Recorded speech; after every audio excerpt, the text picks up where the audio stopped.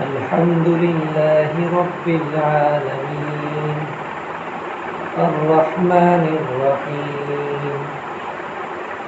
مالك يوم الدين إياك نعبد وإياك نستعين اهدنا الصراط المستقيم صراط الذين أنعمت عليهم غير المغضوب عليهم ولا الضالين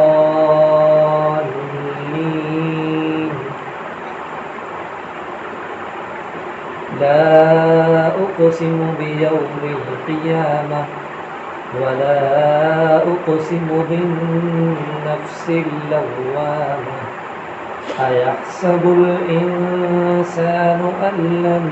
نجمع عظامه بلى قادرين على أن نسوي بنانه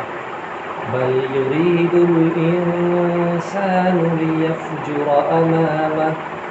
يسأل أيان يوم القيامة فإذا برق البصر وخسف القمر وجمع الشمس والقمر يقول الإنسان يومئذ أين المفر كلا لا وزر إلى ربك يومئذ المستقر ينبأ الإنسان يومئذ بما قدم وأخر بل الإنسان على نفسه بصيرة ولو ألقى معاذيره لا تحرك به لسانك لتعجل به إن علينا جمعه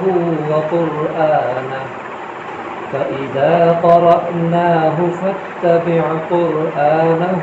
ثم إن علينا بيانه كلا بل تحبون العاجلة وتذرون الآخرة وجوه يومئذ ناظرة إلى ربها ناظرة ووجوه يومئذ باسرة تظن أن يفعل بها فاقرة كلا إذا بلغت التراقي وقيل من